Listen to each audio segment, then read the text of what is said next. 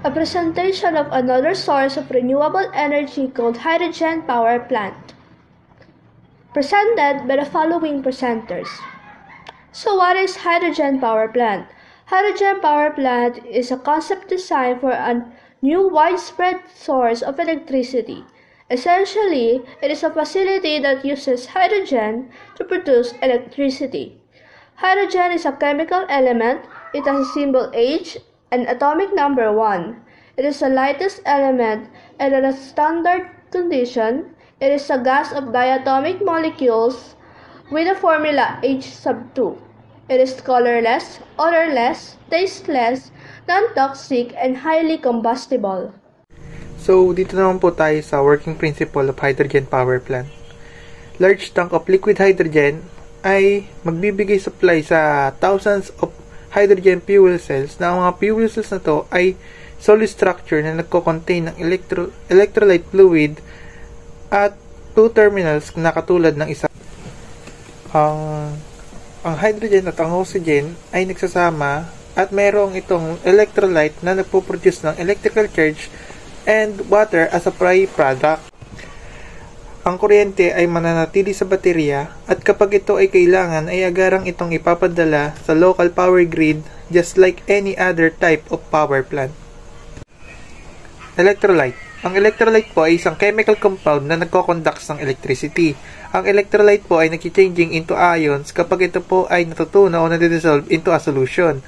Ang electrolyte po ay maaaring maging liquid or paste-like substances. Ang electrolyte po ay gawa sa ammonium chloride, zinc chloride, potassium hydroxide, lithium tin phosphorus sulfide, at sulfuric acid.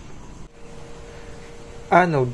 Ang anode naman po ay negative or nagre-reduce po ng electrode na nagre-release ng electrons sa external circuit and oxidizes during the electrochemical reaction. Ang anode naman po ay gawa sa zinc, metallic, lithium, and lead. Cathode. Ang cathode naman po ay positive or oxidizing electrode or nagiging ng electrode na nag-acquires ng electrons from external circuit at ito po ay nababawasan during electrochemical reaction. Ang cathode naman po ay gawa sa manganese, dioxide, carbon, lead dioxide, at copper. Dito naman po sa schematic diagram of battery, makikita po dito na ang electrolyte, anode, and cathode po ay naging internal things one another. Ang anode po at ang cathode po ay nakasubmerge po ng electrolyte solution at sa gitna po nila, yan po ay tinatawag na semi-permeable barrier. Ito naman po ay para maiwasan ang paghalo ng excess of electron in anode side papunta sa cathode side. Dito po sa side ng anode, ang electrolyte ay nagpo-form po ng chemical reaction. Ito po ay hanggang sa makabuo ng excess of electron making the left side negative. Dito naman po sa cathode side, ang electrolyte po tapos cathode po ay nagpo-form po ng chemical reaction na nagpo-produce ng substances na tumatanggap ng electron and these sides making positive by using node. Diba po sa anode side po excess of electron, tapos sa cathode side po electron acceptor po. Pag gumamit po ng node po, yung excess of electron po pupunta po sa cathode side hanggang sa magpaulit-ulit po yung cycle. Yun po. So now we will discuss on how hydrogen fuel cell works. So paano nga ba gumagana ang isang hydrogen fuel? So makikita natin dito, itong diagram na to is isang battery na nagpapagana ng hydrogen fuel. So paano nga ba gumagana ito? So sabi natin kanina sa kaninang topic na-discuss ang anode and cathode. Kung ano nga ba yung definition ng anode and cathode. So, malalaman natin na sa anode, di ba, negative particle siya, nasa negative. And yung cathode naman is nasa positive charges. So, makikita natin, nasa left side, dito ang water. And now, yung water na yun, di ba, ang chemical particles ng water is H2O, kung tawagin nila, ang hydrogen and oxygen. So, makikita natin, water muna siya, na sineseparate niya ang hydrogen, fuel, and oxygen. So, etong hydrogen ito, pumapasok sa may electron flow, and then, pagdating dito sa may right side is positive charge na siya. So, makikombine na ulit sila yung hydrogen and oxygen. Kaya, yung hydrogen na nasa negative charge, nasa anode, papasok siya, and then magiging positive charge siya. So, parang ma-imagine natin na kung paano gumagana ang isang baterya. So, kung ganun lang din itong hydrogen fuel cell, kung paano nga ba siya gumagana. So, next. So, ito yung parts by parts na paggana ng ating fuel cell vehicle. So, basahin natin. Number 1 step is hydrogen. Hydrogen is pumped into the cell through a flow plate. So, yun. Sabi ko kanina, pinapump ang isang oxygen. So, now, second part, sa anode, hydrogen molecules split. Diba? Sabi natin kanina, i-split niya yung hydrogen and oxygen. So, ito basahin natin. At the anode, point where electrons flow out of the device. A platinum catalyst, a metal that causes a chemical reaction, splits hydrogen molecules into positive hydrogen ions and negatively charged electrons. So, sabi natin kanina, ini-split niya. So, dadalog mo na siya. Diba? Kasi ang anode is negative. Gagawin niyang positive yung hydrogen molecules para mag-cause ng electricity. So, number 3 step, PEM. So, and PEM stands for polymer electrolyte membrane. The polymer electrolyte membrane only allows the positively charged hydrogen ions to pass, forcing the negative electrons along an external circuit. This is something like diverting water from a river to power and water wheel. So, ayun. Next step po natin is number 4. So, yun, mag-generate na siya ng electricity. So, the separated electrons are diverted along an external circuit, creating an electrical current.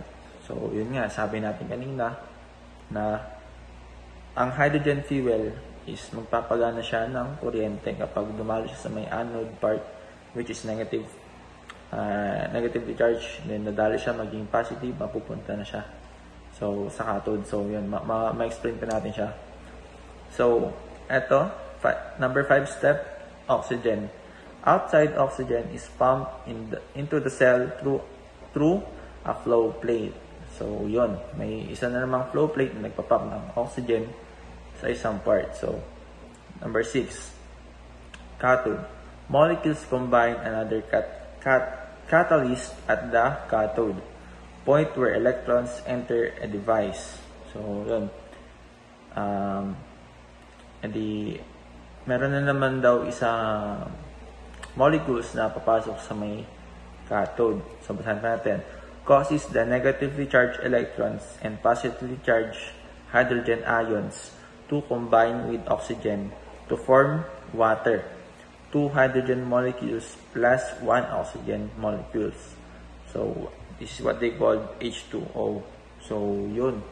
Sabi natin na, di ba, galing sa anode, hydrogen fuel siya, nag-pump siya ng electricity, pupunta siya sa may cathode part. Ngayon, sa cathode part na yun, meron doon oxygen na kapag nag-meet ulit sila, magiging isa na naman silang molecule na tinatawag na H2O or water. So, yun. Pang 7. 7th step, water. Oxygen combines with hydrogen molecules to make water, which exits the cell. So, yun. Ito pa lang, elementary pa lang, tinuturo na sa atin yung particles ng water. So, alam na natin yun. Diba? H2O. So, next. Hydrogen fuel cell working principle. Fuel cells work like batteries, but they do not run or need recharging. They produce electricity and heat as long as fuel is supplied. A fuel cell consists of two electrodes. A negative electrode, anode, sabi natin kanina, negatively charged yung part ng anode, and a positive electrode, cathode. So, yung sabi natin kanina, di ba? Sandwich around an electrolyte. A fuel, such as hydrogen, is fed to the anode, and air is fed to the cathode. In a hydrogen fuel cell, a catalyst at the anode separates hydrogen molecules into protons and electrons, which take different paths. The cathode, the electron, go through an external circuit, creating a flow of electricity. The protons migrate through the electrolyte to the cathode, where they unite with the oxygen and the electrons to produce water and heat. So, yun. Ito is summary na lang ito ng ating diniscuss kanina kung paano gumagana yung isang hydrogen fuel cell. So, next slide. Ito, summary naman din ito, pero basahin natin for further discussion and for further knowledge. So, hydrogen atoms enter at the anode while oxygen is fed to the cathode. The hydrogen atoms are separated into protons and electrons at the anode with use of platinum catalyst. So, yun. Sabi natin kanina, yung hydrogen atoms, sineseparate nito yung protons and electrons. Yung molecule ng, yung atoms ng hydrogen, ma-separate pa siya. So, kumbaga, diba, tubig, diba yung tubig, H2O siya, hydrogen and oxygen, sineparate ulit. Naging hydrogen, plus oxygen. So, yung hydrogen, sineparate siya ulit. Parang ganoon. Diba kasi sa isang atoms, meron yan, nag-consist yan ng protons and electrons. So, ayun. The now positively charged protons passes through polymer electrolyte membrane, also called a proton exchange membrane, heading to the cathode. The polymer electrolyte membrane, or PEM, is a specially treated material that looks something like ordinary kitchen plastic wrap. It only allows positively charged ions to pass into while it blocks the electrons. The freed electrons travel through a wire creating the electric current. So, ayun. Sabi dito, yung polymer electrolyte membrane is may treatment siya na inaalaw lang niya yung mga positively charged na ions para mag-pass sa niya, para palabasin niya, kumbaga, parang ganun. So, next, after passing through the circuit and the membrane accordingly, once again, with the aid of platinum as a catalyst, the electrons and the protons meet at the cathode where they combine with oxygen to produce heat and water as byproducts. So, yun, sabi natin kanina, di ba? Sabi natin kanina na yung hydrogen fuel, nag-pump siya, nag-cause siya ng electricity, and then, pagbalik niya sa may cathode, which is mayroong oxygen, so, mag-form ulit siya ng heat and water. So, ayun. So, for further more knowledge, I will pass na sa ating next reporter. So, makinig tayo. Maraming salamat. Let's proceed to the construction of battery. We can see in this illustration the different parts of battery. It consists of positive terminal, anode or zinc container, cathode or the graphite rod, electrolyte, insulation, and lastly, the negative terminal. So, paano nga ba gumagana or ano ba yung nangyayaring process sa isang battery? Basahin natin. There are a couple of chemical reactions within the battery. At the anode, the electrode reacts with the electrolyte in the reaction that produces too many free electrons. As a result, these free electrons repel each other and try to go to a place with fewer electrons. Meanwhile, at the cathode, another chemical reactions occur simultaneously that enables the electrode to accept electrons. In a battery, the only place to go is to the cathode, but the separator keeps the electrons from going straight from the anode to the cathode within the battery. When the circuit is closed, a wire connects the cathode and the anode. The electrons will be able to get to the cathode. Ang sabi dito, doon sa part ng anode ay nagkakaroon ng chemical reaction involving electrode na nagpo-produce ng maraming excess and ready to travel electrons. Meanwhile, sa cathode part naman ay may nangyayari ding chemical reaction na nagpo-produce ng substance na tumatanggap or positive charges na nangangailangan ng electrons. Ngayon, mayroong separator sa isang battery na pumipigil para hindi agad mag-travel directly yung electrons na yun. Pero once na na-involve na yung battery sa isang closed circuit, magta-travel yung electrons na yun through different electric circuits material, like wire, hanggang sa makapunta siya sa kabilang part ng battery. Moreover, sa more detailed explanation pa sa chemical reaction ng isang battery, here is the list of some common elements and their overall reactions. Take note guys na maraming iba't ibang type ng batteries.